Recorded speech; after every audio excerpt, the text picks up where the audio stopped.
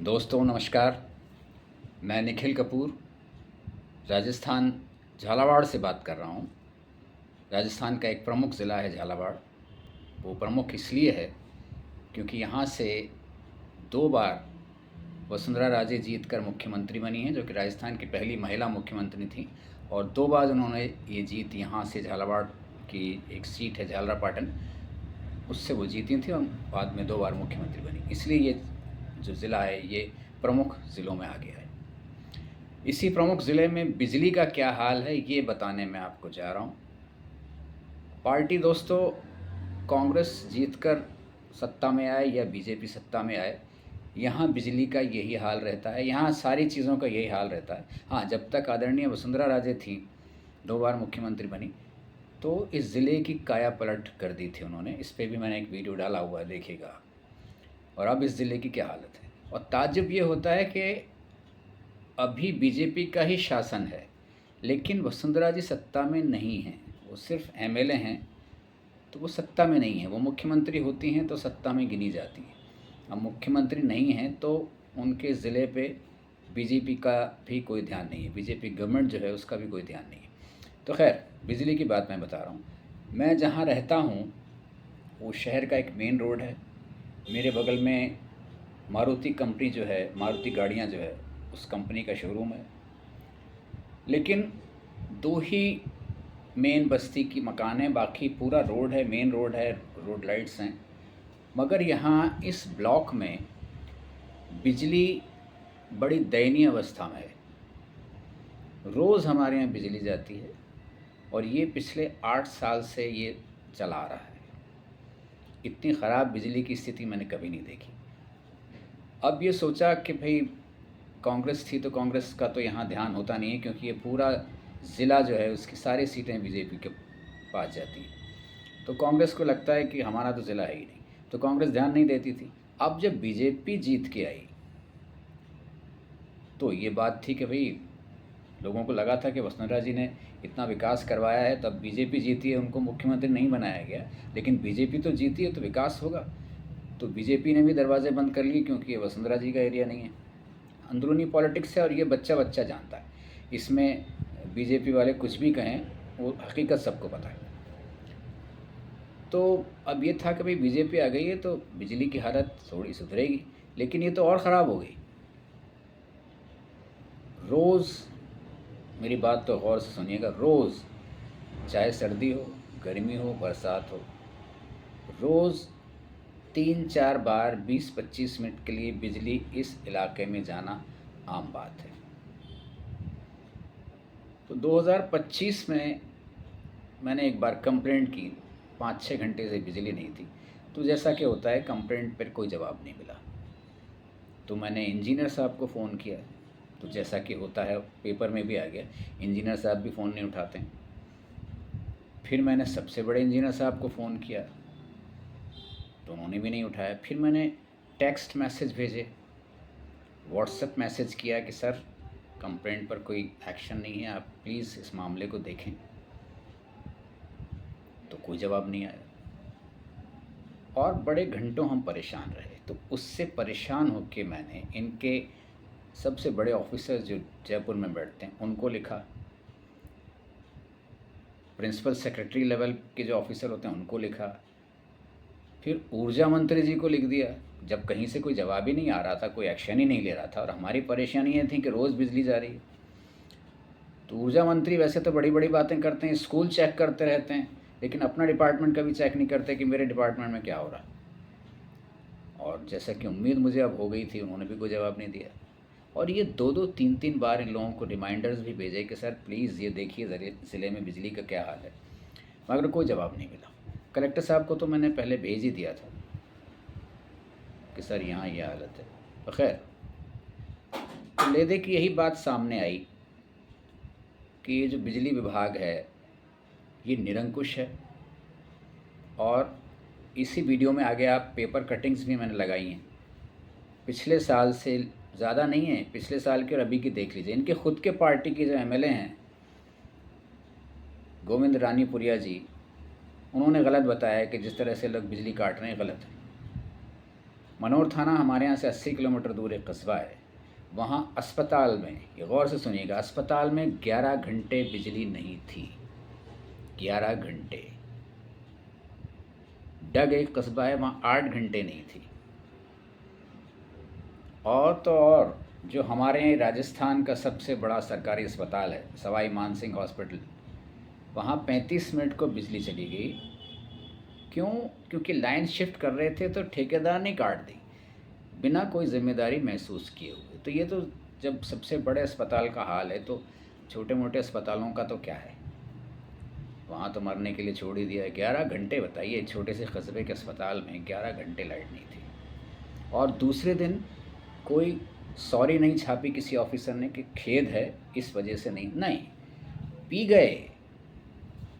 निरंकुश है ना, कौन जवाबदारी इनकी तय करेगा? सरकार ने तो हवाले कर दिया इनके कि भैया जाओ, वसुंधरा राजे का इलाका है, वो पावर में नहीं है तो मौज करो आप। ये बिजली का ज़िला मुख्यालय पे हाल है। फिर 13, 14, 15 मार्च को 3 दिन मेरे यहाँ बिजली नहीं थी। तो जब बिजली गए 6-7 घंटे हो गए। इनका जो कंप्लेंट सेंटर है वो भगवान मालिक है, उठा ले आपका फ़ोन तो आप बड़े लकी हैं। तो मैंने पता किया तो देखा मेरे बगल में कुछ 30 फीट भी नहीं है, वहाँ ट्रांसफार्मर जला हुआ है। तो बगल में पता किया, उन्होंने कहा जी कंप्लेंट कर दी है। जब 9 घंटे हो गए ट्रांसफार्मर ठीक नहीं हुआ, तो मैंने उसी अंधेरे में उच्च अधिकारियों को वीडियो भेजा कि साहब 9 घंटे हो गए हैं, बगल में ही ट्रांसफार्मर है, इसको रिपेयर करवाया जाए, कुछ दिखवाया जाए। नहीं हुआ। आप ताज्जुब करेंगे, तीसरे दिन भी मेरे यहाँ बिजली नहीं थी। 3 दिन मेरा परिवार बिना बिजली के रहा है। तो ये तो ज़िला मुख्यालय की हालत है, जबकि आधा पौना किलोमीटर पे इनका पावर हाउस है मेरे घर से। तो ये नहीं आए।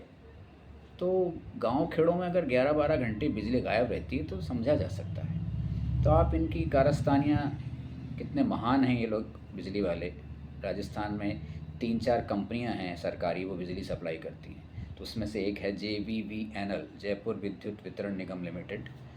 इनको समर्पित है ये एपिसोड। तो आप भी देखिए कितने महान लोग हैं, कैसे काम करते हैं और कैसी सरकार है। ना IAS सुनते हैं, ना इंजीनियर सुनते हैं, ना मंत्री सुनते हैं। और फिर ये कि मुख्यमंत्री जी जो हैं वो कहते हैं भाई मेरा विकास जिसको नहीं दिखता है वो अपनी आंखें टेस्ट करवा लें। तो बिजली, चिकित्सा, पानी और साफ़ सफाई, ये 4 चीज़ें आम आदमी की रोज़ की ज़िंदगी से जुड़ी हुई हैं। आप राजस्थान के अखबार पढ़िए, एक हफ्ते का पढ़िएगा और बताइएगा कि इनमें से कोई एक विभाग अच्छा काम कर रहा है तो मुझे बताइएगा, मुझे बड़ी खुशी होगी। देखिए मेरा वीडियो।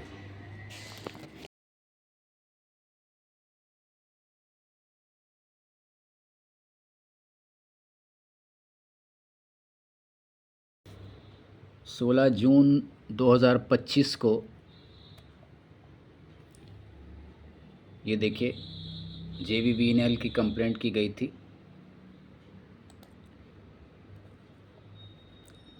ये देखिए ऊर्जा मंत्री महोदय से hiralal.nagar@gmail.com, ये उनकी ईमेल आईडी है।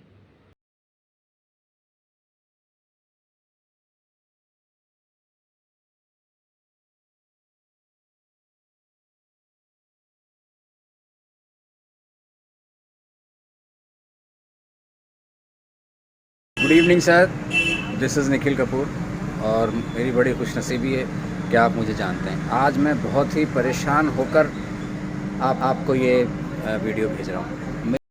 नमस्कार सर, बिना बिजली के आज तीसरा दिन है।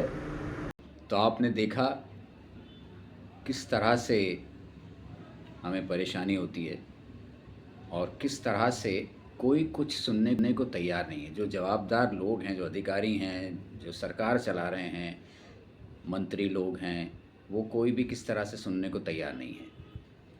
तो अब आप भी कल्पना कीजिए कि ये कौन से युग में हम जी रहे हैं, जहाँ कोई किसी की जवाबदारी ही तय नहीं है, कोई कुछ सुनता नहीं है। और अभी भी जो आज मैं वीडियो बना रहा हूँ, आज ये 24 मई है, तो अभी भी आधा घंटे के लिए बिजली गई थी 4:45 बजे, तो आधा घंटे के बाद आई है वो। और गर्मी कितनी भयंकर पड़ रही है ये आप सब जानते हैं। तो मुझे लगता नहीं है कि इस वीडियो से कुछ होगा, लेकिन जो भी ईमानदार लोग हैं वो कम से कम ये समझेंगे कि कितनी पब्लिसिटी करती हैं गवर्नमेंट्स, किसी भी पॉलिटिकल पार्टी की हों। ये सब पब्लिसिटी करते हैं, तालियां पीटते हैं, अपने कंधे पे शाबाशी देते हैं ख़ुद को, और किस तरह से जनता वहीं की वहीं रहती है ये आप समझेंगे। बस यही मेरा मकसद था। इन पे ये इतने बेशर्म हैं, ये इतने नकटे हैं, इन पे कोई असर नहीं होगा। ये तो फिर अभी 2.5 साल इन्होंने राज कर लिया, 2.5 साल ये और करेंगे, फिर 5 साल बाद वो कांग्रेस आ जाएगी, कांग्रेस के जूते खाती रहेगी जनता, फिर ये आ जाएंगे, तो ये चलता रहेगा। तो लोकतंत्र में जब तक हमें ये खुजली है वोट देने की, तब तक ये चलता रहेगा, क्योंकि ये सिक्योर्ड होते हैं कि भैया 5 साल को आ गए, 5 साल तो आपको हम जूते मारते रहेंगे और आपको जूते खाने। तो जब तक ये इनकी सिक्योरिटी पे ख़तरा नहीं आएगा, तब तक हमारा यही हाल रहेगा। हमारा मतलब जनता का यही हाल रहेगा। इनको इनसिक्योर बनाना पड़ेगा। और कोई भी पॉलिटिकल पार्टी संसद में ये विधेयक कभी नहीं लेके आएगी कि राइट टू कॉल, यानी हमने वोट डाला है, सरकार परफॉर्म नहीं कर रही तो हम उस सरकार को वापस मंगा लें। नहीं, ये कोई भी पॉलिटिकल पार्टी, इस पे कांग्रेस बीजेपी सब एक साथ हो जाएंगे, क्योंकि राज करने का मौका ही चला जाएगा। तो तब तक यही है, 5 साल ये चले जाएंगे, फिर 5 साल वो आ जाएंगे, सब खून चूसेंगे। चलिए, लोकतंत्र का आनंद लेते हैं।